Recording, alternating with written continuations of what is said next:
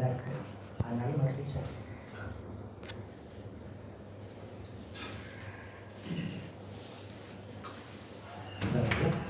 இயல்பாக உடலில் இயங்கிக் கொண்டிருக்கிற இயல்பான சுவாசத்தையே மனம் கவனிக்கும். மனதில் வேற எண்ணம் ஏதாவது வந்தால் போயிடக்கூடாது. இப்போ சுவாசத்தை கவனிக்க முடியாது. வேறு ஏதோ ஒரு எண்ணம் வருதுன்னு வைங்க, அப்படி நீங்கள் அங்கே போயிட்டீங்கன்னா பயிற்சி இல்லை. அப்போ வேறு ஏதாவது எண்ணம் வந்தாலும் கண்ணை முழிச்சிட்டு உங்களோட நான் வரமாட்டேன், நான் சுவாசத்தை கவனிக்க போகிறேன், போன எண்ணத்தை விரட்டி விட்டுட்டு மறுபடியும் சுவாசத்தை கவனிக்கிறேன். அப்படி முதுகு தண்டு கொஞ்சம் நேரம் இருக்கும். இது ரொம்ப முக்கியமான விஷயம். நிமிர்ந்து அமர்ந்துக்கணும். நேரம் உட்காரணும், அப்படி பின்னாடி தள்ளி கூட அப்படி சாந்தி நேரம் உட்காந்துக்கணும். முதுகு தண்டு பெரும்பாலும் 95 டிகிரி அப்படி இருக்கணும். சரி, வாழ்க வையகம், வாழ்க வையகம், வாழ்க வளமுடன். குரு வாழ்க, குருவே துணை. நம்ம சுற்றிலும் ஒரு அருட்காப்பு எடுத்துக் கொடுத்தோம். அருட்பேராற்றல் இரவும் பகலும் எல்லா நேரங்களிலும் எல்லா இடங்களிலும் எல்லா தொழில்களிலும் உறுதுணையாகவும் பாதுகாப்பாகவும் வழி நடத்துவதாகவும் அமையுமாக. அன்னைக்கு வணக்கம், தந்தைக்கு வணக்கம், அருள்நிறை ஆசாம் அருட்தந்தை யோகிராஜ் வேதாந்திரி மகரிஷி அவர்களுக்கு வணக்கம். நமக்குள் மௌனம் நிகழ்வதற்கு இறையர்களும் குருவர்களும் துணை செய்யட்டும். வாழ்க வளமுடன். கண்களை மூடி இயல்பான சுவாசத்தையே கவனிங்க, மனதால கவனிங்க. மௌன பயிற்சி.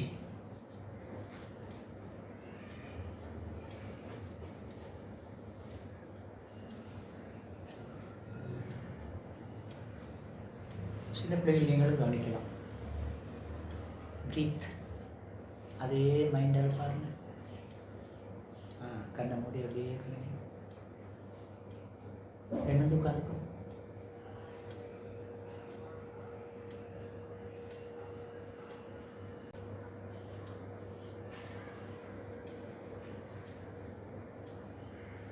வாழ்க வளமுடன். அருட்பேராற்றல் கருணையினால் உடல் நலம், நீளாயு, நிறை செல்வம், உயிர் புகழ், மெய்ஞானம் ஓங்கி வாழ்வோம். வாழ்க வளமுடன். நான் எனது வாழ்நாளில் யாருடைய உடலுக்கும் மனதுக்கும் துன்பம் தர மாட்டேன். துன்பப்படும் உயிர்களுக்கு என்னால் முடிந்த உதவிகளை செய்வேன். வாழ்க வையகம், வாழ்க வையகம், வாழ்க வளமுடன். நம் மனதில் அமைதி நிலவட்டும். நம்மை சுற்றிலும் அமைதி நிலவட்டும். உலகம் முழுவதிலும் அமைதி நிலவட்டும். அமைதி, அமைதி, அமைதி.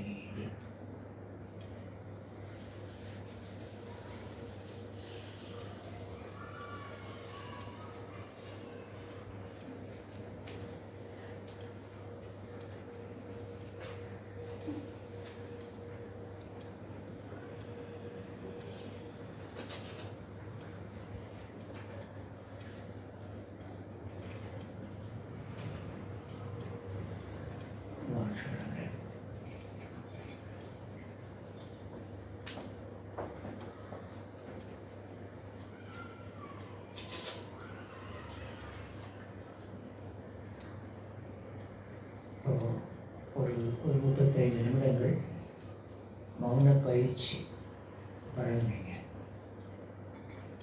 இது எவ்வளோ நேரம் செய்யணும்னாலும் செய்யலாம். ஒரு நாள் பூரா அப்படி கவனிக்கலாமா? தாராளமாக கவனிக்கலாம். வாய்ப்பு எப்பெல்லாம் கிடைக்குதோ அப்பெல்லாம் கவனிக்கலாமா? கவனிக்கலாம். ஒரு நிமிடம் கவனிக்கலாமா? கவனிக்கலாம். ஒரு நாள் பூராவும் கவனிக்கலாம், ஒரு நிமிடம் கவனிக்கிறனாலும் கவனிக்கலாம். இன்னும் சொல்கிறேன், எல்லா இடத்துலையும் சொல்கிறது தான். வீட்டில் வேலை பார்க்குறோம்,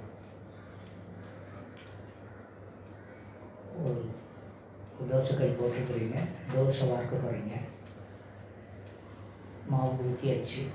ஒரு பக்கம் நல்ல பக்குவமாக அந்த வேத நிலை வந்தால் தானே திருப்பி போடணும். ஊற்றிருக்கோம், ஒரு நிமிஷம் ஆகும். அதுக்குள்ளே இன்னொரு வேலையை பார்க்குறத விட மனதை சுவாசத்தை பார்க்க வைக்கலாம். கண்ணை மூடிட்டு அப்படியே சுவாசத்தை கவனிச்சோம்னா ஒரு நிமிடம் மனமடங்கு. இப்படி ஒவ்வொரு வேலை செய்யும்போதும் உள்ள மனமும் சுவாசமும் ஒன்றுபடு அப்படி ஒன்றுபடுத்த இந்த பதிவு ஆத்மாவின் மேல் பதிவாக மாறும். எத்தனையோ பதிவுகள் இருக்குல்ல, அதுதானே எண்ணமாக வருது. இந்த பயிற்சியை நீங்கள் செய்ய செய்ய செய்ய செய்ய இந்த அனுபவம் இல்லை, அவங்க எந்த விதமான அனுபவமும் பிரதிபலிக்கலை, கற்பனையும் இல்லை. அப்போது அனுபவங்களற்ற ஒரு அனுபவம் முதல் முறையாக உங்கள் ஆத்மாவுக்கு நீங்கள் கொடுக்குறீங்க. உடல் இன்பம் இல்லை, உடல் இன்பம் இல்லை, கற்பனைகள் இல்லை, நீங்களாக இருக்கிற அனுபவம் உங்கள் ஆத்மாவில் முதல் முறையாக பதிவு செய்யப்படுகிறது. இது நீங்கள் அந்த இடத்துக்கு போக பாருங்கள், அரை மணி நேரமோ 1 மணி நேரமோ 1 நாளோ 10 நாளோ அப்படி இருக்கிறத விட ஒரு நாளைக்கு 10-20 முறை நீங்கள் திரும்பி கவனிக்க அது என்ன ஆகும்னா இது நேர்பதிவாகும், இது ரெக்கார்ட் ஆகும். அப்படி ரெக்கார்ட் ஆகிட்டுன்னா அது அனுபவம் ஆகிடும். இப்போது வாழைப்பழம் எப்படி இருக்குது, இனிப்பாக இருக்கா, கொய்யாப்பழம் எப்படி இனிப்பாக இருக்குது நினச்ச உடனே அது மனம் அதை அனுபவிக்குது இல்லை. அதுபோல் இந்த பயிற்சி செய்து செய்து செய்து இந்த பதிவை நீங்கள் எண்ணி அனுபவிக்கணும். எப்படி இன்பத்தை எண்ணி அனுபவிக்கிறோமோ, துன்பத்தை விரும்பி அனுபவிக்கிறோமோ, அது மாதிரி இந்த பயிற்சி செய்திருக்கோம்னா இது ரெக்கார்ட் ஆகும். கொஞ்சம் ஒரு மாதிரி குழப்பமாக இருந்ததுன்னா அமைதி, அதை நீங்கள் விரும்பி அந்த அமைதி என்ன செய்யலாம், அனுபவத்துக்கு கொண்டு வரலாம். அப்போது அந்த அளவுக்கு இது மேற்பதிவாக அழுத்த பதிவாக வரணும்னா ஒவ்வொரு க்ஷணமும் வாய்ப்பு கிடைக்கிறப்பெல்லாம் திரும்பி சுவாசத்தை கவனித்தா அது மிகச்சிறந்த பலனை கொடுக்கும். இதுதான் ஒரு மண்டலத்தில் இந்த ஒரு தோசை வார்க்குறீங்க, அது கண்ணை மூடிட்டு ஒரு நிமிஷம் கவனிங்க, பக்குவ நிலை வந்து சார் தோசை கறிகள் சார் அப்படின்னு சொன்னாங்க ஒரு மண்டலத்தில். அப்போது நான் சொன்னேன், அப்படி இல்லைங்க, நீங்கள் உங்களை நோக்கி ஆத்மா வேற தெய்வம் வேற இல்லை. இப்போ பாருங்கள், other end of mind is almighty the God. மனதின் அடித்தளமே இறைவன் இல்லையா? இறைவன் வேறு, உங்கள் மனம் வேறு இல்லை. இறைவன் எல்லாமுமாகவும் இயங்கிக் கொண்டிருக்கிறான், உங்கள் மனமாகவும் இயங்கிக் கொண்டிருக்கிறான். மனமாக இருப்பது தெய்வம்தான். தெய்வம் பல நிலைகளில் இயங்குது. கல்லாக இருக்குது, மண்ணாக இருக்குது, தீயாக இருக்குது, நீராக இருக்குது, ஆகாசமாக இருக்குது, பஞ்சபூதியங்களுடைய இணைப்பாக இருக்குது, பல்வேறு ஜீவனங்களாக இருக்குது, உணர்ச்சியாக இருக்குது, உணர்வாக இருக்குது. தெய்வம் இல்லைன்னா என்ன ஏது? அப்போ மனம் என்ற நிலையும் தெய்வத்தின் ஒரு அம்சம்தான் அது. அதனால்தான் அந்த மனம் அதனுடைய அடித்தளமே இறைவன்னு சாமி சொல்லிட்டார். தெய்வம் வேற, மனம் வேற இல்லை. அப்போ நீங்கள் அந்த மனதை அமைதி நிலைக்கு கொண்டு வந்துட்டா அது தெய்வத்தின் அருகாமை. மனதை அமைதிக்கு கொண்டு வரலைன்னா, உணர்வுக்கு போயிட்டீங்கன்னா மிருக நிலையின் அருகாமை. அமைதியாக இருந்தால் தெய்வத்திட்ட போகுது, அமைதி இன்மையில் இருந்தால் மிருகத்திட்ட போகுது. இப்போ நாம் மிருகமாக இருந்து மனிதனாக வந்திருக்கிறோம், மறுபடியும் மிருகத்துக்கு போகக்கூடாது, மனிதனாக மாறணும், பின் தெய்வீக நிலையை அடையணும். அதற்கு எது உதவி செய்யணும்னா இந்த மாதிரி தான் உதவி செய்யும். இன்னொன்று சொல்கிறேன், இப்போ நான் சொன்னதில்ல அந்த ஒரு நிமிடம் ஒரு உங்கள்கிட்ட இந்த அனுபவத்தை நான் சொல்லியிருக்கேன்னா சொல்லலையான்னு தெரியல, சொல்கிறேன். மனதை நீங்கள் அமைதிப்படுத்த நீங்கள் ஆத்மாவுக்கு அருகில் போகிறீங்க, ஆண்டவனுக்கு அருகில் போகிறீங்க. நீங்கள் போக போக அந்த அறிவை உங்களை வழிநடத்த ஆரம்பிச்சு, உங்கள் இன்ட்யூஷன் இருக்குது பாருங்கள், அது உங்களை வழிநடத்தும். இப்போது எனக்கு ஒரு 25 வருஷத்துக்கு முன்னாடி என்ன பழக்கம் இருந்ததுன்னா, சாமிஜிட்ட வந்தாச்சு, தவம்லாம் கட்டாச்சு. என்ன தவம் காலையில் நம்ம செய்தால் கூட குளிச்சுட்டு வந்துட்டோம் அப்படின்னு சொன்னால் ஒரு பத்தி பொருத்தி வச்சு கொஞ்ச நேரம் அமைதியில் இருக்கிறதுங்கிறது என் பழக்கம். பத்தி பொருத்தி வைப்பேன். இப்போ அமைதி பத்தியெல்லாம் தேவையில்லை. அந்த காலத்தில் அந்த பத்தியை பொருத்தி வச்சுட்டு கொஞ்ச நேரம் அமைதியாக இருக்கிறதுன்னு ஒரு பழக்கம், அந்த ஈரத்துணியோடு நினைக்கிறது. அப்போ நம்ம வீட்டில் தூத்துக்குடியில் இருக்கும்போது ஒவ்வொரு வியாழக்கிழமையும் பயிற்சி நடக்கும். தவம் நடத்துவோம். ஒரு 40-50 பேர் நம்ம வீட்டுக்கு வந்துடுவாங்க. அப்போது வியாழக்கிழமை தோறும் 6 to 8 அப்படின்னா தவம். அது தூத்துக்குடியில் மட்டும் இல்லை, நம்ம பயிற்சியில் யாரெல்லாம் இணைஞ்சிருக்கிறாங்களோ திருப்பூரில் அதே நேரத்தில் உட்காருவாங்க, மதுரையில் அதே நேரத்தில் உட்காருவாங்க, சிவகாசியில் அதே நேரத்தில் உட்காருவாங்க, தூத்துக்குடியில் அதே நேரத்தில் உட்காருவாங்க. அப்படி உட்கார்ந்தோம் அப்படின்னா ஒரே தவம் எல்லா இடத்துலையும் நடக்கும். 6 to 8 அப்படி. அப்போ நம்ம வீட்டுக்கு வர்றவங்கெல்லாம் நம்ம ஒரு பிரியம் வந்துருமில்ல, வழி நடத்துகிறாரு அப்படிங்கிற மாதிரி தெரிகிறப்போ என்ன பண்ணுவாங்கன்னா, ஒவ்வொருத்தரும் வரும்போது அவங்களுக்கு பிடிச்ச சித்தர்கள் படத்தை கொண்டு என்கிட்ட கொடுப்பாங்க. உங்களுக்கு இப்போ வள்ளலார் பிடிக்கும்னா நீங்கள் வரும்போது ஒரு வள்ளலாரை கொண்டு வந்துடுவீங்க, ஒரு வாரியார் பிடிக்கும்னா ஒரு வாரியாரை கொண்டு கொடுத்துருவாங்க. இப்படி அது ஒவ்வொரு இதாக கொண்டு கொடுக்கும்போது நம்ம எப்படி வேண்டாம்னு சொல்ல முடியும். பேப்பர் படம் மாதிரி இருக்கும், அதை வாங்கி அந்த செல்ஃப்லேயே வச்சுக்கிட்டேன். அவ்வளோ பேப்பரில் அந்த தான் வச்சுக்கிட்டேன். ஒரு நாள் இப்படி மௌனத்தில் இருக்கும்போது பார்த்தீங்கன்னா பத்தி பொருத்தினேன். பத்தி பொருத்திட்டு அந்த தீபத்தை அணைக்க மறந்துட்டேன். தீபத்தை அணைக்காமல் கண்ணை மூடி அமைதிக்கிட்டேன். பேப்பர் வச்சு செல்ஃபில் அவ்வளோ சித்தர்கள் படமும் இருக்குது. நான் பத்தியை பொருத்திட்டு கண்ணை மூடிட்டேன், தீபத்தை அணைக்கல. உணர்வு இல்லை, நான் மௌனத்துக்கு போகணுங்கிற ஒரே எண்ணம். அப்படி பொருத்திட்டு கண்ணை மூடிட்டு மனதுக்குள் விட்டேன். திடீர்னு உள்ளுணர்வு தட்டி எழுப்புது. முழிச்சு பார்க்க அந்த பத்தி எரிஞ்சு பேப்பர் மேலே சித்தர்கள் படம் இருப்பாங்க, அது கிட்ட அடுத்த செகண்ட் அந்த பேப்பர் தீ பிடிச்சிடும்.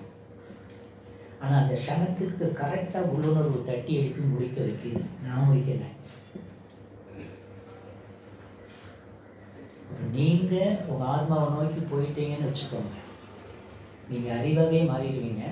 அந்த அறிவை உங்களை வழிநடத்த ஆரம்பிச்சிடும். இதுதான் உள்ளுணர்வின் நிலை. இது அனுபவம். அதனால் கண்ணை மூடிட்டு அப்படியே கவனிச்சா தோசை கழிகிறாதுப்பா. நீ பார்த்து திருப்புறதை விட உள்ளுணர்வு திருப்ப சொல்லிச்சுன்னா மிக சரியான பக்குவ நிலையாக இருக்கும். அந்த தோசை இதுவரைக்கும் நீ சுட்ட தோசையிலேயே அதுதான் நான் ருசி அதிகமாக இருக்கும்னு அதுக்கு ஒன்று நான் சொல்லியிருக்கேன். அது மாதிரி நீங்கள் உங்களை நோக்கி திரும்ப திரும்ப திரும்ப திரும்ப இன்னொன்று சொல்கிறேன். விலங்குலேருந்து மனிதனாக வந்துடுச்சு இல்லையா? இப்போ மனிதனாக வந்து 60 லட்சம் ஆண்டுகளுக்கு மேலே ஆயிடுச்சு தெரியுது, விஞ்ஞானிகளும் சொல்கிறாங்க. இப்போ ஆதி மனிதன் நம்மளை பரவாயில்லைன்னா நிச்சயமாக இல்லை. அவனுடைய தோற்றம், அவனுடைய தன்மை அதெல்லாம் கிட்டத்தட்ட அது முழுக்க விலங்கு தான், மனிதன் இல்லை. ஆனால் மனிதனாக தோற்றம் வந்துடுச்சு. முதல் மனிதனிடத்திலேயே, ஆதி மனிதனிடத்திலேயே 6வது அறிவு வந்துடுச்சு. ஆனால் இந்த 6வது அறிவு வந்திருக்கிறதுன்னு அந்த அறிவு அறிந்து கொள்வதற்கு நீண்ட காலம் இருக்குது. மனுஷனாக வந்துட்டு 6வது அறிவு இருக்குது. ஆனால் இந்த 6வது அறிவு வந்திருக்குங்கிறத அறியறதுக்கு நீண்ட காலம், அது பல லட்சம் ஆண்டுகள். அப்போ மனிதனாக வந்த பிறகும் விலங்கின தன்மையிலும் விலங்கை விட மோசமான தன்மையிலும் மனித குலம் வாழ்ந்திருக்கலான்னா வாழ்ந்திருக்குது. எப்பவும் அறிவை அறிந்து ஞானம் பெற்றதுன்னா சில 1000 ஆண்டுகளுக்கு முன்பாக தான் இல்லையா? அப்போ 60 லட்சம் ஆண்டுகள் ஆச்சு மனுஷன் வந்து, ஞானம் பெற்று 10,000 ஆண்டுகள் தான் ஆச்சு. சரி, அப்போ அந்த 65 லட்சம் ஆண்டுகளில் பெற்ற பழக்க பதிவு இருக்குது பாருங்க, அது மேலோங்கி நிற்கிது. அது ஒரு நிலை. ஆனால் இந்த 60 லட்சம் ஆண்டுகளுக்கோ 65 லட்சம் ஆண்டுகளுக்கோ முன்னால் இருந்த அந்த மனித அமைப்பு இன்னைக்கு இருக்குதானா? இல்லை. அவன் கிட்டத்தட்ட பார்த்தா ஒரு கொரில்லா மாதிரி தான் அவன் இருக்கிறான். இன்னைக்கு நீங்கள்லாம் எவ்வளோ அழகாக இருக்கிறீங்க, கொரில்லா மாதிரியே இருக்கோம் நம்ம. இல்லை, நம்ம எல்லாருமே ஒரு அழகாக தானே இருக்கிறோம். அப்போ இந்த கன்செஷனை மாற்றினது யாரு? That is conscious, total conscious. அந்த இயற்கை மனிதனாக வந்துச்சு, மனிதனை மேம்படுத்திக்கிட்டே இருக்கு. இப்போ மேம்பட்ட நிலை வருது. அதில் அந்த மேம்பட்ட நிலை என்னன்னா, இந்த உடல் செல்களும் இந்த மூளை செல்களும், உங்கள் உடம்பு இருக்குல்ல, இந்த உடல் செல்களும் உங்கள் மூளை இருக்கு, அந்த மூளை செல்களும் எந்த தகவமைப்பை அடிப்படையாக கொண்டு இந்த மாற்றத்தை அடைந்திருக்கிறது என்று சொன்னால், பிரபஞ்ச தூய காந்த சக்தியை ஈர்த்து தன் ஆற்றலாக மாற்றிக்கொள்கிற தகவமைப்பு உங்கள் உடல் செல்களுக்கும் மூளை செல்களுக்கும் உண்டு. அப்படி இருக்கிறதுனால தான் ஒரு மனிதனால் ஞானியாக மாற முடிந்தது. ஞானம் பெற்ற பிறகு அவனுக்கு தெரியாத விஷயங்களே, ரகசியங்களே இல்லாத நிலையில் ஏற்பட்டது. அப்போ ஞானி என்று சொல்லப்படுபவர்கள் அனைவரும் மனிதர்களே.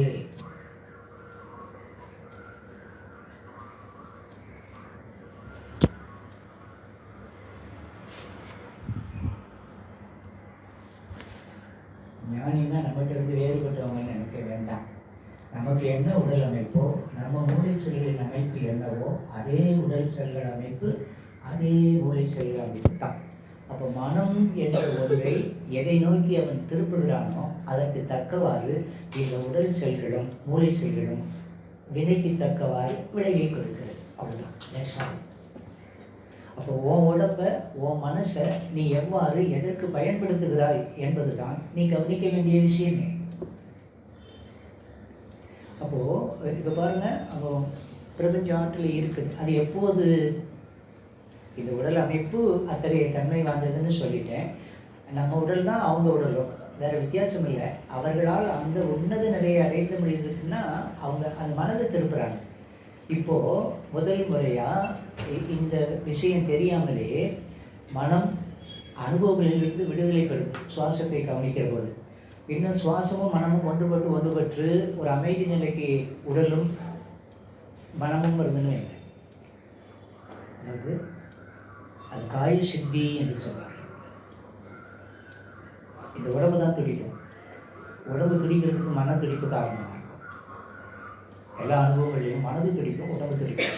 சில நேரங்களில் உடம்பு துடிக்கும், மனம் அதை பின்பற்றும். இப்படி இந்த கான்சியஸில் தான் போயிட்டே இருக்கும். இப்போ இதிலிருந்து நாம் என்ன செய்கிறோம்னா விடுதலை ஆகிறோம். மனதை சுவாசத்தோடு இணைக்க அனுபவங்களிலிருந்து மனம் விடுதலை பெறுகிறது. இன்னும் சொல்லப்போனால் சுவாசம் ஆத்மாவின் இயக்கம், உயிரின் இயக்கம் சுவாசம். அப்போ அந்த சுவாசத்தை கவனிக்க மனம் எங்கே போகுதுன்னா ஆத்மாவோட போகுது. அப்போ மனம் ஆத்மா அது இணைந்த நிலை வருதுன்னு வச்சுக்கோங்க. அந்த நிலையில தான் இந்த பாடி செல்ஸும் இந்த பிரெயின் செல்ஸும் அப்சர்வ் பண்ணுது. ஈர்க்குது, பிரபஞ்ச ஆற்றல ஈர்க்குதுன்னு சொல்கிற பாருங்க. நீங்கள் மனம் ஏதாவது அதை விட்டீங்கன்னா எந்த மனத்தில் போதோ அதுக்கு தக்கவாறு தான். ஒரு காமெடி காட்சி பார்க்குறீங்க, நம்ம அறியாமலே சிரிக்கிறோமில்ல. ஒரு சோக காட்சி பார்க்குறீங்க, மனம் அங்கே போகுது, நம்ம அறியாமலே அழகிறோமில்ல. அப்போ மன இயக்கத்துக்கு தக்கவாறு உடலில் வேறுபாடு வருதா வரலையா, செயலில் வேறுபாடு வருதா வரலையா, வருதில்லை. அப்போது அந்த மன இயக்கத்தை செயலற்ற நிலைக்கு நீங்கள் கொண்டு போயிட்டா அது என்ன ஆத்மாவாகவே மாறக்கூடிய நிலை வருது. அந்த மனமும் ஆத்மாவுங்கிற நிலை வரும்போது பிரபஞ்ச தூய காந்த சக்தியை ஈர்த்து தன் தகவமைப்பாக அது மாற்றிக்கொள்கிறது. அந்த சக்தி தான் மனோசக்தியாக மாற்றப்படுகிறது. அதுதான் மனோசக்தி. அது உடல் சக்தி இல்லை, மனோசக்தி. அந்த மனம்தான் உயிர் தான் அறிவு. இப்போ மனம் என்று சொன்னால் உயிரின் படர்க்கை நிலை என்று சொல்கிறீங்க. உயிர் எதனுடைய படர்க்கை சிந்திச்சிருக்கோமா? அது அறிவினுடைய படர்க்கை. அறிவு எடுத்துக்கொண்ட வடிவம் மனம். அதுதான் உயிராக இருக்கு. உயிரே படர்க்கை நிலையில் மனமாக இருக்கு. அப்போ அறிவு வேற, உயிர் வேற, மனம் வேற இல்லை. அறிவு, உயிர், மனம் ஒன்றுதான். இப்போ பாருங்க, சாமி சொல்லுவாங்க, மனித மனத்தை மனிதர் அறியாமல் மயக்குகிறார். உண்மை எங்கு காணும்? மனம் எனில் ஜீவகாந்த அறையன்றி வேறோ. மனம் நிலைத்தால் அறிவு மெய்ப்பொருள் அதுவே தெய்வமாம். எங்க இதுக்கு மேல என்ன விளக்கம்? இப்ப பாருங்க, முதல் நிலையில நாம இருக்கிறது. மனித மனத்தை மனிதர் அறியாமல் மயக்குகிறார். நமக்கு எல்லாம் தெரியும், ஆனா மனதை பற்றி என்ன தெரியும்? அறிவு எல்லாவற்றையும் அறிந்து கொண்டு இருக்கிறது. நீங்க PhD, MPhil எல்லாமே நீங்க படிச்சிட்டீங்க. உங்க மனதை பற்றி, உங்க அறிவை பற்றி உங்களுக்கு என்ன தெரியும்? டாக்டர் பண்ணிட்டாரு, அவருக்கு உடல் இயக்கம் தெரியும். உயிரை பற்றி அவருக்கு என்ன தெரியும்? டாக்டருக்கு உயிரை பற்றி தெரியாது, உடலை பற்றி தான் தெரியும், உயிரை பற்றி தெரியாது. அறிவை பற்றி அவருக்கு என்ன தெரியும்? அறிவால் அறிந்திருக்கிறார், ஆனால் அறிவை அறிந்தது இல்லை. அப்போ இந்த நிலையில அந்த ஆத்மாவோட அந்த அறிவோட மனம் இயங்க அந்த சக்தியை நினைச்சுன்னு கிரேட்டு கொள்ளும். முதல்ல சொன்ன பாருங்க, நீங்கள் மௌனத்தில் இருக்கும்போது வரக்கூடிய காந்த சக்தி உடலில் தங்கும். அது தூய காந்த சக்தியாக இருக்கிறதுனால உடலில் நீண்ட நாளைக்கு என்ன இருக்குன்னா டெபாசிட் ஆகுது. அப்போ அந்த சக்தி வர வர வர வர தான் மனம் சீராக இயங்க முடியும். உங்கள் பலவீனத்தின் அடையாளம் மனதில் தோன்றக்கூடிய சலனமும் சஞ்சலமும். உங்கள் மனம் சலனப்படுது, சஞ்சலப்படுது, எல்லாவற்றிற்கும் ஆசைப்பட்டு கொண்டே இருக்கிறதுனா உங்கள் பலவீனத்தின் அடையாளம் அது. உங்கள் சக்தி நிலை பெருக்கம் இருக்குமானால் மனம் நிலைக்கும். அதைத்தான் சொல்றார், மயங்குகிறார். உண்மை எங்கு காணும்? நாம் எதை பார்த்தாலும் மயங்குறோமே, எவ்வளவோ இருக்குல்ல. இப்போது 2 பீரோவில் நிறைய நம்ம துணி வச்சுருக்கோம். ஆனால் ஒரு புது டிசைன்னு நம்மளை போடுறான், அதை பார்த்த உடனே இது ஒன்று எடுத்துடணும்னு போதில்லை. தேவையான நம்ம யோசிக்கிறோமா? இல்லையே. துட்டு இருக்கா எடு, இல்லைன்னா கடன் வாங்கி எடு. இப்போ அவர்கிட்ட கேடு, தொந்தரவு பண்ணு, ஆடு வாங்கிடு. அது கெட்டதாக சரியா ஒரு தடவை கட்டி வச்சு மடிமடியே விரிஞ்சு போகும், விரிஞ்சு வச்சு. அதான் மயங்குகிறாய். எல்லாத்துலேயும் என்ன செய்யுதுன்னா மனம் மயங்குகிறது. சரி, யாரும் தப்பாக நினைக்காதீங்க. ஆடம்பரமாக எல்லாம் அனுபவிச்சுக்கிறோம். எதுக்காக? தன்னை அழகுபடுத்தி கொள்வது தவறே இல்லை. நான் அந்த பாயிண்ட்டுக்கே நான் வரலை. சாமி சொன்னது தான் உங்களுக்கு சொல்கிறேன். எதை பார்த்தாலும் மயங்குகிறோம், இல்லைன்னா மயக்குகிறோம். அவ்வளோதான். இதுக்கு மேலே அதுக்குள்ளே நான் போக விரும்பலை. இந்த மனம் 2 தான். எல்லாத்தையும் பார்த்து மயங்குது, எல்லாரையும் என்ன பார்த்து மயங்கணும். அதுதான் உண்மை. என்றுதான் மனம் எனில் ஜீவகாந்த அலையன்றி வேறோ. இப்போ உங்களுக்கும் ஜீவாங்க இருக்குது, எனக்கும் ஜீவாங்க இருக்குது, எல்லா ஜீவன்களுக்கும் ஜீவாங்க இருக்குது இல்லையா? அதனுடைய அலை தானே மனம். இப்போ நான் ஒன்று கேட்குறேன், இத்தனை பேர் இருக்கிறோம், எல்லாருக்கும் மனசு இருக்குது, ரைட், ஓகே. எல்லாரும் மனமும் வேறு வேறுன்னு நினைக்கிறீங்களா? அப்படி தானே நினைப்பீங்க. அவர் மனம், இவர் மனம், இவர் மனம்னு இத்தனை மனம்னு நாம் நினைக்கிறோமில்ல. அத்தனை மனம் கிடையவே கிடையாது. மனம் என்பது ஒன்றே ஒன்று தான். உங்கள் உடலால் நீங்கள் பெற்ற அனுபவம் உங்கள் மனதில் பிரதிபலிக்கிறது. இந்த உடலால் நான் பெற்ற அனுபவம் என் மனதில் பிரதிபலிக்கிறது. ஆக அனுபவங்கள் தான் வேறே தவிர மனம் என்பது ஒன்று தான். மனதில் பிரியே கிடையாது, பிரிக்க முடியாது மனசை. உங்கள் அனுபவம் உங்கள் மனசில், என் அனுபவம் என் மனசில். அனுபவம் வேறு வேறு. உயிரும் மனமும் ஆற்றலும் அறிவும் ஒன்றே. உடலும் அனுபவமும் வேறு வேறு.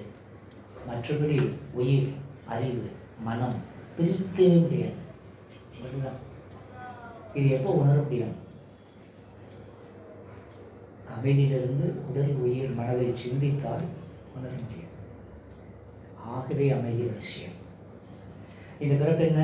அறிவின் முழுமையை நோக்கி உடலின் அறிவு பெறாமல், உயிரின் அறிவு பெறாமல், மனதின் அறிவு பெறாமல், இயற்கையின் அறிவு பெறாமல் அறிவு முழுமை ஒருபோதும் அடையாது. இந்த பிறப்பின் நோக்கமே அறிவின் முழுமை என்றால் இந்த 4 பற்றி அறியாதவரை முழுமை கிட்டாது. அதற்கு மௌனம் அவசியம்.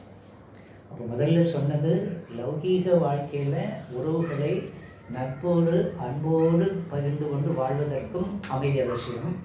பிரபஞ்ச காந்த ஆற்றலை உடல் சக்தியாக மாற்றிக்கொள்வதற்கும் அமைதி அவசியம்.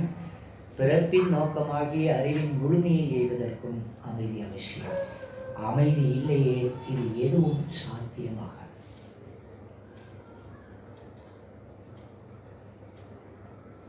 அதனால தான் நான் பயிற்சி தொடங்கும்போதே சொன்னேன், சாமி சொன்னதான், அமைதியை போல் ஒரு சிறந்த பயிற்சி வேறு இல்லை. சரியா? ரைட். இப்போது ஏன்னா 2 தவம் நடத்திட்டு நான் போயிடலாம். தவம் தான் நீங்கள் பண்ணிக்கிட்டே இருக்கீங்கள. உங்களுக்கு விளக்கம் தான் தேவை அறியப்படுது. விளக்கம் கிடைக்க கிடைக்க தான். அது எப்படி சொல்லியிருக்கேன்னா, அறிதல், தெளிதல், புரிதல், உணர்தல். அறிந்து கொள்ளணும். அதில் என்ன செய்கிறோம், எதுக்காக செய்கிறோம், எப்போ அந்த செயல் முழுமையாகும், அந்த அறிதல் வேணும். அதை பற்றிய ஒரு தெளிதல் வேணும். அப்போ அறிதல், தெளிதல், புரிதல், உணர்தல். உணர்தல் என்பது ஞானம். Understanding is wisdom. புரிதலே ஞானத்தின் தொடக்கம். உங்களுக்கு புரிதல் சரியா இருக்கணும். புரிதல் தப்பா இருந்ததுன்னு வச்சுக்கோங்க, எந்த பயனும் இல்லை. பேர் இருக்கும், நீங்கள் என்னை பார்த்து ஐயா வாழ்க வளமுடன் பேராசிரியர் வந்திருக்காருன்னு சொல்லலாம். எனக்கு புரிதல் இல்லைன்னா அதனால் உடல், உயிர், மனம், அறிவு, இயற்கை இதை ஆய்வு செய்யாமல் அறிவுக்கு முழுமை கிடைக்காது. இதை நீங்கள் ஞாபகம் வச்சுக்கோங்க. இப்போ அடுத்த நிலை அமைதியை பற்றி சொன்னேன், பயனையும் சொல்லியிருக்கிறேன். இயல்பு வாழ்க்கையில் அனுபவத்தை பார்ப்போம். இப்போது அமைதி எதனாலெல்லாம் கெட்டு போகுதுன்னு பார்க்குறது பேஸாக வச்சு பாருங்களேன். இது யாருக்காவது உடம்புல நோய் இல்லாத ஆட்கள் கையை தூக்குங்களா பார்ப்போம். உண்மைதான், எல்லாருக்கும் ஏதாவது ஒன்று பலருக்கு வெளியே தெரியுது, சிலருக்கு வெளியே தெரியல. நோய் என்பது இயற்கையில் கிடையாது. இயற்கை இயக்கத்தில் நோய்ங்கிற ஒரு அனுபவம் கிடையாது. காட்டில் எத்தனை கோடி ஜீவன்கள் இருக்குது. எதுக்காவது பிபி இருக்கா? இல்லை சுகர்? இப்போ எனக்கு சுகர் இருக்குது. எருவு மாட்டுக்கு சுகர் கிடையாது, எனக்கு சுகர் இருக்குது. அது 35 வருஷம் ஆச்சு. பயிற்சி இருக்கிறதுனால நமக்கு அது தப்புது, இல்லைன்னா வராது. 35 வருஷம் சுகரோடு இருக்க முடியுமா ஒரு மனுஷன்? ஏதாவது ஒரு பாதிப்பு வந்துடுமே இல்லையா? அப்போ நோய் நமக்கு இருக்குன்னா என்ன இது பாருங்க, கொஞ்சம் படித்தவர்கள் இருப்பீங்க, புரிஞ்சுக்கோங்க. எங்கள் காலத்துக்கு பிறகு இந்த உண்மைகளை நீங்கள் தான் அந்த சமூகத்துக்கு கொண்டு போகணும். எங்கள் காலம் போயிட்டே இருக்கு. அதனால தான் நான் போகிற இடத்துலலாம் இதை வாயார சொல்லிகிட்டே இருக்கேன். இப்போ ஒரு விஷயம் சொன்னேன், இயற்கை மனிதனாக வந்தது இப்போ பிரபஞ்ச ஆற்றிலேயே ஈர்த்து கொள்ளக்கூடிய சக்தியை, திறமையை, அறிவை இந்த உடல் செல்களும் மூளை செல்களும் மனமும் பெற்றிருக்குது. அதுக்கு இந்த மௌனம் தான் உதவி செய்யுதுன்னு சொன்னேன். இது இயற்கைக்கு ஒத்த நடைமுறை மௌனங்கிறது. ஆனால் இந்த மனதின் எழுச்சியினால் 6 தீய குணங்களுக்கு உட்பட்டு இயங்குறோமில்ல, ஆசை, சினம், கவலை, எத்தனையோ இருக்குது. அது அவங்களுக்கு தெரியுமே, அது அனுபவத்தில் இருக்க, யார் சொல்லி காட்டணும். அந்த தீய குணங்கள் இருக்கு பாருங்க. அந்த குணங்களோடு இந்த உடலை கொண்டு வினை ஆற்றுகிற போது இந்த உடலோ இயற்கையின் அற்புத படைப்பு. இதனுடைய கன்ஸ்ட்ரக்ஷன் வேற யாரும் பண்ண முடியாது. அப்போ இயற்கை தன்னை அறிந்து கொள்வதற்காக இந்த உடலை எடுத்திருக்குது. ஆனால் மனம் என்ற சீரற்ற இயக்கத்தில் இந்த உடலை இயற்கைக்கு முரணாக நான் பயன்படுத்துகிறேன். அப்படி பயன்படுத்துவதனுடைய விளைவு இந்த உடலில் ஏற்படக்கூடிய நோய். அதனால தான் மிருகங்கள் அதுக்கு உள்ளுணர்வு தான் வேலை செய்யும். இன்னும் ஒரு ஞானி சொல்கிறாரு, மிருகங்களுக்கு மனம் இல்லை, மனிதனுக்கு மட்டுமே மனம் உண்டு என்று சொல்கிறார்.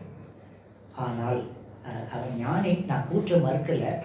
நான் என்னளவில் நான் நினைக்கிறது என்னன்னா, மிருகங்களுக்கு அறிவோடு கூடிய மனம் இயங்குது, மனிதனுக்கோ அறிவை விட்டு விட்டு மனம் தனித்து இயங்குது. அவ்வளோதான். மிருகங்களுக்கு உள்ளுணர்வு மட்டும்தான் வேலை செய்யும், மனம் வேலை செய்யாது. நமக்கு உள்ளுணர்வை தவிர முழுக்க மனம் மட்டுமே வேலை செய்யும்.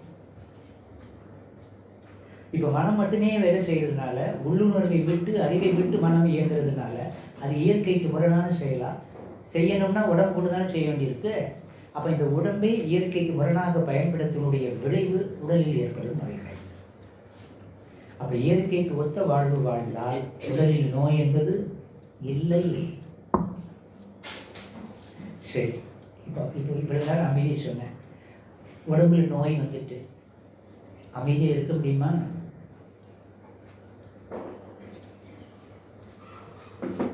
எனக்கு நீங்கள் பதில் சொல்ல வேண்டாம், நீங்கள் கேட்டுக்கணும். இப்போ என்ன சொல்கிறேன்னே, காய்ச்சல் அடிக்குது, 2 நாளில் நீங்கள் சாதாரணமாக இருப்பீங்க. காய்ச்சல் 4 நாள் ஆகிட்டுன்னு வச்சுக்கோங்க. எப்போ 4 நாள் காய்ச்சல் மருந்து வாங்கப்பா, மருந்து வாங்கி குடிக்க ஆரம்பிச்சிடுவோம். காய்ச்சல் 40 நாள் இருந்தால் மரண பயம் வந்துடும். 2 நாள் இருந்தால் அதுக்கு பேர் காய்ச்சல், 4 நாள் இருந்தால் மருந்து சாப்பிட வேண்டிய காய்ச்சல், 40 நாள் இருந்தால் மரணத்திற்கான காய்ச்சல் உண்டாகும். சரிதாங்க? அப்போது இவ்வளோ பெரிய விளைவை அந்த இயற்கை இந்த உடலில் கொடுக்குதுன்னா இயற்கைக்கு முரண்பட்ட நிலை தான். இப்போ ஒரு விளக்கத்துக்கு வாங்க.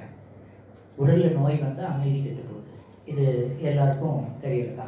குடும்ப அமைதியே விட்டு போகுது. குடும்பத்தை பிறகு பார்த்துக்கலாம். நான் உங்களுக்கு சொல்கிறேன், ஏன்னா நாம் பிரம்மஞானிகள், வேதாத்திரிய சீடர்கள், அறிவில் உயர்ந்தவர்கள், விளக்கம் பெற்றவர்கள். இப்போது எனக்கு வலிக்குது, இந்த இடத்துல வலிக்குதுன்னு வச்சுக்கோங்க. ஏதோ முரண்பாடு, வலி வந்துருச்சு. இப்போ இந்த வலியை போக்கணும்னா நான் என்ன பண்ணணும்? மருந்து சாப்பிடணும். மருந்து சாப்பிட்றேன், சாமி சொல்லி கொடுத்த பயிற்சியை தொடர்ந்து செய்துட்டு வரேன். நான் டாக்டர் சொல்லுவார் 2 நாளைக்கு பத்தியம் இருங்கம்பார், இல்லை இந்த உணவோட குறைச்சிக்கோங்க, கஞ்சி குடிங்கம்பார். உணவுலையும் நான் ஒழுக்கத்துக்கு வரேன், மருந்தும் சாப்பிட்றேன். கூடுமானவரை நார்மலாக இருக்கிறப்பெல்லாம் தேக பயிற்சி பண்ணியிருக்கேன். அதுக்கு பிறகும் இந்த வலி எனக்கு இருந்தால் நீங்கள் என்ன பண்ண போகிறீங்க? உங்களுக்கு ஒரு இடத்துல வலி இருக்குன்னா உங்களால் என்ன செய்ய முடியும்? வலிக்குது, ஐயோ வலிக்குது, ஐயோ வலிக்குது நினைக்காத. வலிச்சுதுன்னா அக்செப்ட் பண்ணேன். உனக்கு வலிக்குது இல்லை, வலிக்கட்டும், என்றைக்கோ பண்ணியிருக்கோம், அதுக்கு இன்னைக்கு வலிக்கு. மனம் அது குறட்டும். வலி என்ன பண்ண, துன்பத்தை என்ன பண்ண, அக்செப்ட் பண்ண. வரும் துன்பத்தை ஏற்று சகிக்க இன்பமே மிகுதி வரும் சொல்லிட்டாங்களா சாமி.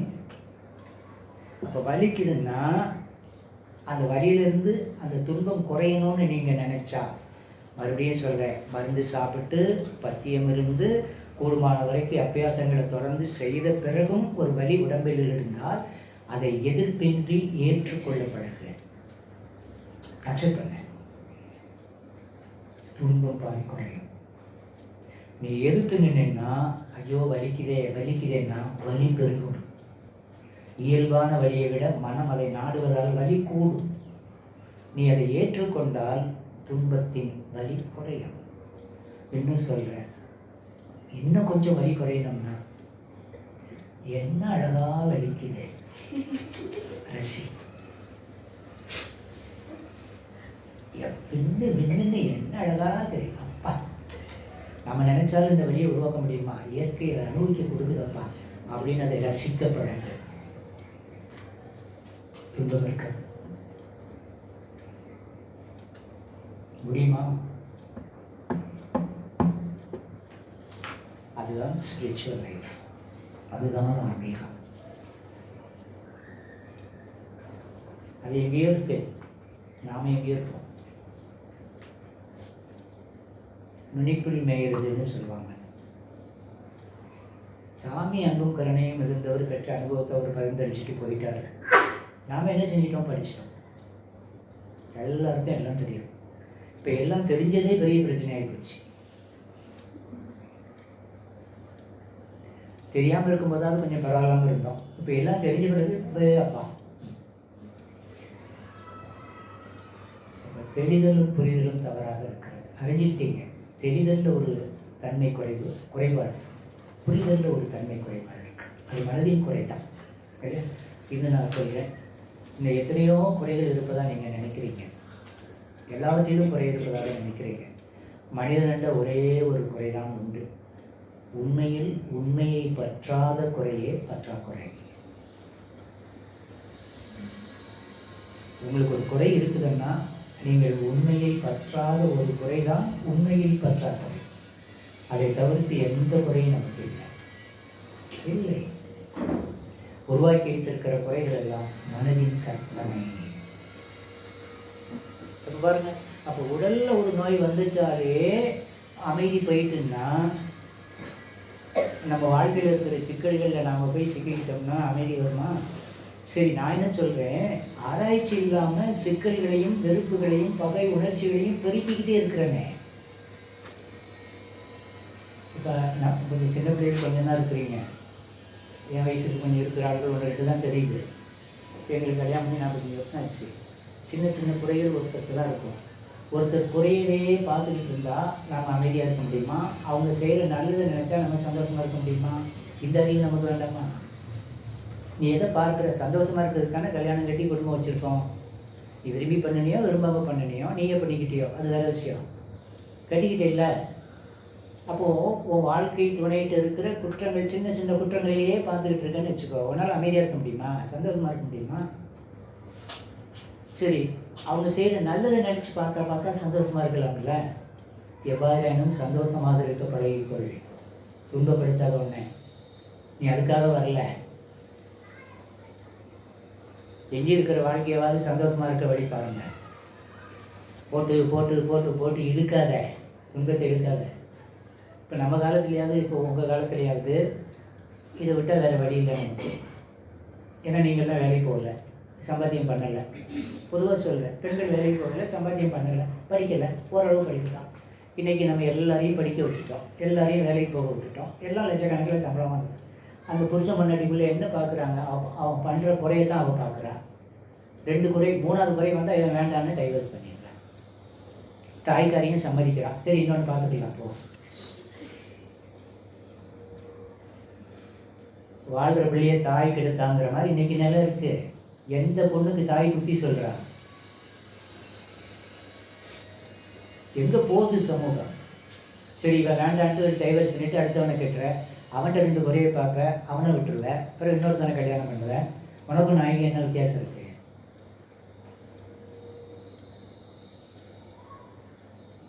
அமைதியின்மையினுடைய விளைவு, உணர்ச்சி நிலையின் விளைவு. அதை குறிப்பிட்டு சொல்லலை, புரியுறதுக்காக சொல்ல. இப்போ ரஜினிகாந்துக்கு இல்லாத சொத்தா? பேப்பரில் பார்த்தேன், அதனால சொல்கிறேன். ஒரு சினிமாவுக்கு 200 கோடி ரூபா வாங்குறான். எவ்வளோ பெரிய பணம் வச்சுருக்கான். நிம்மதியாக இருப்பான்னு நினைக்கிறீங்களா? அவன் மகன் 4வது கல்யாணம் பண்ணி வச்சுருக்கான். தனுசுக்கு முன்னால் ஒட்டி, தனுசை கட்டி, கருவு கட்டி, எல்லாம் கட்டி, இப்போ 4வது அதை பிரமாண்டமாக நடத்துகிறான். நிம்மதி இருக்குன்னு நினைக்கிறீங்க மனசில்? நமக்கு இருக்கிற நிம்மதி ரஜினிகாந்த் இருக்காது. அவன் பிள்ளைகளால் படுற பாடு தான் அவனுக்கு வர்ற நோயெல்லாம். இல்லைன்னா ஒரு நல்ல ஆன்மீகவாதி. ஏன் ரஜினியை சொல்கிறேன்னா, ஒரு ஆன்மீகவாதி அவன். பாபா மேலே அவ்வளோ பிரியம். இன்னும் சொல்லப்போனால் அப்போ நினைக்க வேண்டாம், ரிஷிகேஷ்க்கு நாங்களும் போவோம். ஒரு தடவை சந்திக்கக்கூடிய வாய்ப்பு கிடைச்சிது. பாபா கோயிலுக்கு போவார். தயானந்த சரஸ்வதி ஆசிரமத்திலாம் தங்கியிருப்பார். அப்போ நாங்கள் குரூப்பாக ஒரு 20 பேர் போயிருந்தோம். ஒரு 10 நிமிஷம் அவ்வளோதான். வெளியே அவர் வாராரு, நாங்கள் போகிறோம். கங்கை கரை ஓரமாக அந்த தயானந்த சரஸ்வதி ஆசிரமம் இருக்குது. அதுக்கு பார்த்தோம். யாருன்னு கேட்கும்போது வேதாந்த போயிட்டு வாங்க வாழ்த்துக்கன்னு சொன்னால் நாங்கள் வந்துட்டோம். அதனால சொல்கிறேன், அப்போ ஆன்மீகத்தை நோக்கி அவரும் போகிறாரு. வாழ்க்கை சிக்கல்கள் அமைதியை கெடுக்குதில்ல இல்லையா?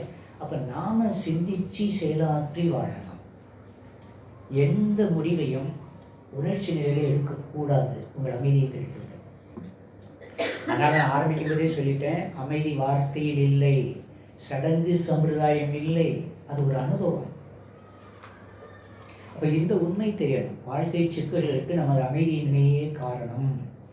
அப்போ எந்த முடிவை எடுத்தாலும் தீர ஆலோசனை செய்து, கலந்து ஆலோசித்து அது ஒரு முடிவை நீங்கள் எடுத்தீங்க அப்படின்னா அதனால் குழப்பங்கள் இருக்காது, நீங்கள் அமைதியாக இருக்க முடியும். இன்னும் மனதின் இயக்கத்தை நான் சொல்கிறேன். 5 நிலை தான் மனதின் இயக்கம். இப்போ மனம் இருக்குல்ல, அது 5 தான். 1, மனம் எடுக்கும் தவறான முடிவுகள். மற்றொன்று, மனம் எடுக்கும் சரியான முடிவு. 3வது, கடந்த கால அனுபவங்களை எண்ணங்களாக பிரதிபலித்துக் கொண்டிருப்பதே மனம். 4, எண்ணங்களை அடிப்படையாக வைத்து கற்பனை செய்வது எதிர்காலத்தை மனம். 5, இவைகள் எல்லாம் இல்லாமல் உறங்கி போவது மனம். எடுக்கிற முடிவு தப்பாக எடுத்துட்டா அதனுடைய விளைவுகள் எப்படி இருக்கும்? இன்னைக்கு நீங்கள் துன்பப்படுறீங்கன்னா நீங்கள் என்றைக்கோ ஆலோசிக்காமல் எடுத்த தவறான முடிவு இன்னைக்கு விளைவாக துன்பமாக நிற்கும்.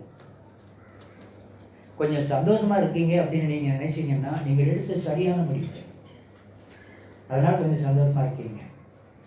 எத்தனையோ பேர் கூப்பிட்டுருப்பாங்க, போகவா வேண்டாமான்னு மன்றத்துக்கு, சினிமாவுக்கு உடனே போயிருக்கோம், மன்றத்துக்கு ஆலோசித்து தான் போவோம். நம்ம அறிவு வேறு செய்யும். போகவா வேண்டாமா, எந்த சாமியாராக ஏமாற்றிடுவானா, இந்த கூட்டிகிட்டு போகிறவன் ஏமாற்றிடுவானா, இப்படியெல்லாம் ஆலோசனை பண்ணி தான் ஆன்மீகத்துக்கு வரும் இல்லையா? நல்ல வேலை அப்போவாது வந்ததே. இப்போ இங்கே வந்து நீங்கள் உட்காரலன்னு வச்சுக்கோங்க. இப்போ நம்ம பேசிக்கிற இந்த தத்துவம் கோடி கொடுத்தாலும் கிடைக்குமா? இந்த உண்மை கிடைக்குமா? யாருக்கு தெரியும்னு நினைக்கிறீங்க? பெரிய மடாதிபதிக்கு கூட தெரியாது. இப்போ உங்களுக்கு எனக்கு தெரியுதுன்னா அவர் போட்ட பிச்சை, இது வேதத்திரி கொடுத்த பிச்சை, பயிற்சி என்னுடைய பயன். அப்போது அந்த சரியான முடிவு எடுத்துட்டா நன்மைகள் காலகாலத்துக்கு அது தொடரும். எப்படி பாவம் 7 ஜென்மத்துக்கு தொடருதோ அதே மாதிரி புண்ணியமும் 7 ஜென்மத்துக்கு தொடரும். அப்போ இந்த ஜென்மத்தில் நீ நல்லதை விட நல்ல அனுபவங்களை நீ உருவாக்கிக்கோ. என்ன வேணும்? வேற என்ன? உடைய மூட்டையை சுமக்க வைக்கல, உனக்கு என்ன பிரச்சனை இருக்கு? உண்மையில சொல்ல போனால் ஒரு பிரச்சனையும் இல்லை. இப்போ அதுதான் பெரிய பிரச்சனையாக இருக்கு. பிரச்சனை இல்லாமல் நம்மளால என்ன செய்ய முடியலன்னா வாழ முடியல. மனம் போகிறப்போ பாருங்க தவறான முடிவு எடுக்குது. அப்போ இந்த மனதின் இயக்க நிலைகள் இந்த 5 தான். இதில் நீங்கள் எந்த நிலையில் இருக்கீங்கன்னு பார்த்துக்கோங்க. இதெல்லாம் பார்த்து சீரமைக்கிறதுக்கு உதவி செய்யக்கூடிய பயிற்சி தான் மௌனம். சும்மா கூடி பேசி சிரிச்சுக்கிட்டு போகிறதுக்கு இல்லை. சிரிச்சுட்டு போகணுன்னா தான் எதையாவது பற்றி சிரிச்சுட்டு தாமரை பண்ணிட்டு போயிடலாங்க, அதுக்காக இல்லை. சரியா? அப்போது சாமி சொன்னதை உங்களுக்கு நினைவுபடுத்துகிறேன். புற இயக்கத்தில் ஒரு செயலை செய்து முடிக்க வேண்டுமானால், இப்போ உங்களுக்கு ஒரு ஒர்க் இருக்குது, ஐயாவுக்கு கம்ப்யூட்டரில் ஒரு ஒர்க் இருக்குதுன்னு வச்சுக்கோங்க. ஒய்ஃபை கூப்பிடுவார், பிள்ளைகளை கூப்பிடுவார், எல்லாம் லீவில் இருக்குது. எப்போ எனக்கு ஒரு 1 மணி நேரம் வேலை இருக்குது, எந்த தொந்தரவும் பண்ணாதீங்க, அதை முடிச்சுட்டு நான் வரேன், அதுக்கப்புறம் பேசிக்கலான்னு கதவை சாத்திட்டு கம்ப்யூட்டரோட உள்ளே போயிடுவார். உடல் மன அறிவு ஆற்றலை பயன்படுத்தி அந்த வேலையை செய்துட்டு அதில் ஒரு திருப்தி வராரு. அதுக்கப்புறம் ஜாலியாக பேசிகிட்டு இருக்கிறார். அப்போது ஒரு தொழிலை செய்வதற்கான புற இயக்கங்களிலிருந்து கொஞ்சம் விடுவித்து உடல் மன அறிவு ஆற்றலை ஒன்றுபடுத்தி ஒரு செயலை வெற்றிகரமாக முடிப்பது என்பது ஒரு நிலை. அதே மாதிரி இப்போ அகநிலையில் மாற்றம் பெறுவதற்காக எல்லா வேலைகளையும் விட்டுட்டு நம்ம வந்து உட்கார்றோம். இங்கே நம்முடைய ஆற்றல்களை, அறிவை, மனதை சீரமைக்கிறோம். இது ஆத்மா தூய்மைக்கான பயிற்சி. இப்போ நம்ம வந்து உட்கார்ந்துருக்குறோம் அப்படின்னா இது புற இயக்கத்திற்கானது அல்ல. புற இயக்கத்தை ஒழுங்குபடுத்துவதற்கானது கூட சொல்ல முடியாது. அகத்தை முதல்ல தூய்மை செய்வதற்கான பயிற்சி, ஆன்ம தூய்மைக்கான பயிற்சி ஒன்று. இப்போ இதெல்லாம் சிந்திச்சு தான் என் மாற்றத்தை, என் மன மாற்றத்தை நான் உருவாக்கி கொள்ள முடியும். எப்படி? மௌனத்தில் இருக்கும்போது பிரபஞ்ச சக்தி இந்த உடல் ஈர்த்துக் கொள்கிறது. அந்த சக்தி நிலை தேங்கி நிற்கிறது. தேங்கிய சக்தி நிலையை நான் அகத்தாய்வுக்கு பயன்படுத்துகிறேன். சக்தி நிலை பெருகி போச்சு, அமைதி நிலை இருக்குது. அமைதியில் என்னுடைய வாழ்க்கையை நான் சிந்திச்சு பார்க்குறேன். போன தடவையே நான் உங்ககிட்ட கேட்டிருப்பேன்னு நினைக்கிறேன். கேட்பேன், மாற்றம் வேணும்னா கேட்டிருப்பேன். என்ன கேட்டிருப்பேன் தெரியுமா? இங்கே எத்தனை வயசில், ஒவ்வொரு வயசில் நாங்கள் இருக்கிறோம். உங்கள் கடந்த கால வாழ்க்கையை திரும்பி பாருங்கள். இத்தனை வருஷம் வாழ்ந்துருக்கிறீங்கல்ல, அந்த வாழ்க்கையை திரும்பி பாருங்கள். திருப்தியாக இருக்குது அப்படின்னா ஓகே, கண்டினியூ பண்ணுங்கள். திரும்பி பார்த்தா பயமாக இருக்குன்னா அந்த வாழ்க்கையை ஃபாலோ பண்ண. திரும்பி பார்க்கும்போது திருப்தியாக இருப்பாங்க, நல்லா வாழ்ந்துருக்கேன், ரைட், என்னால் முடிஞ்சதை எல்லாருக்கும் செஞ்சுருக்கேன், ஒய்ஃபை நான் துன்பப்படுத்தினது இல்லை, எனக்கு திருப்தி தான் அப்படின்னு உங்கள் அறிவு சொல்லிச்சுன்னா உங்களுக்கு பயிற்சியே தேவையில்லை. அதையே கண்டினியூ பண்ணுங்கள். கோவான் திரும்பி பார்க்கும்போது பயங்கரமாக இருக்குன்னு வைங்க, அதே வாழ்க்கையை தொடர்ந்து என்ன செய்ய போகிறேன்? வேண்டாம். போகிற வழிக்கு புண்ணியத்தை தேடிக்கோங்க. அப்போ நம்ம சேர்ந்தவர்களிடம், நம் உறவுகளிடம் அன்பாக, நட்பாக ஒருவர் தேவையை பூர்த்தி செய்தவர்களுடைய மனப்பக்குவத்தை நமக்குள் உருவாக்கி கொண்டு எஞ்சிய காலம் நிறைவாக மகிழ்ச்சியாக இருக்கணும் அப்படின்னு சொன்னால் அமைதியிலிருந்து சிந்தித்தாலுடைய மாற்றம் வரப்போவது இல்லை.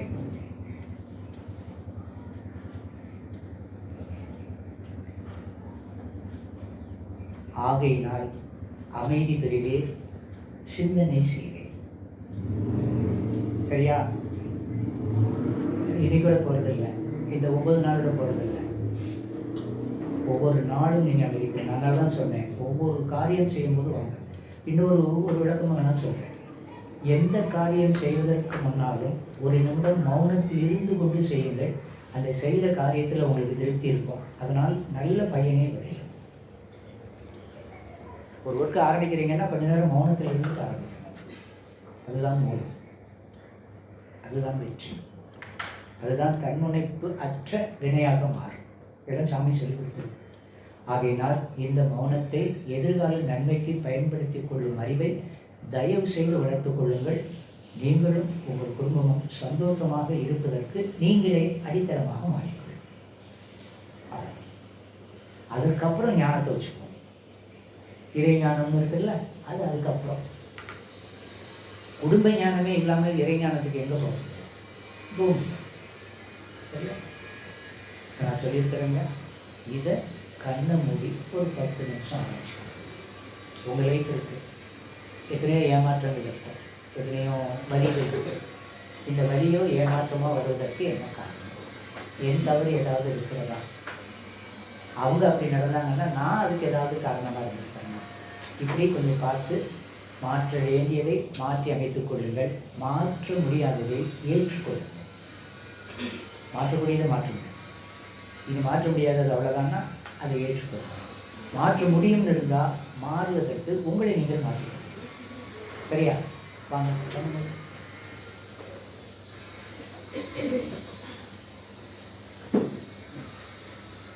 எல்லாம் ஸ்ட்ரைட்டாக உட்காந்து பார்க்குறீங்க. அப்போ தான் உங்களுக்கு வந்து எல்லாம் கோல் போட்டு நாங்களே நல்லா நிமிர்ந்து உட்காந்து ஸ்ட்ரைட்டாக உட்காந்துனா உங்களுக்கு அந்த இது கிடைக்கும்.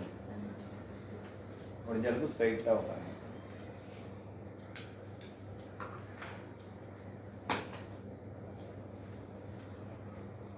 உங்கள் வாழ்க்கை அனுபவங்களை சிந்தித்து மாற்ற வேண்டியதை மாற்றிக்கொள்ளும் சங்கல்பத்தையும் மாற்ற முடியாததை ஏற்றுக்கொள்ளும் சங்கல்பமாகவும் அமைத்துக் கொள்ளுங்கள். அகத்தாய்வு.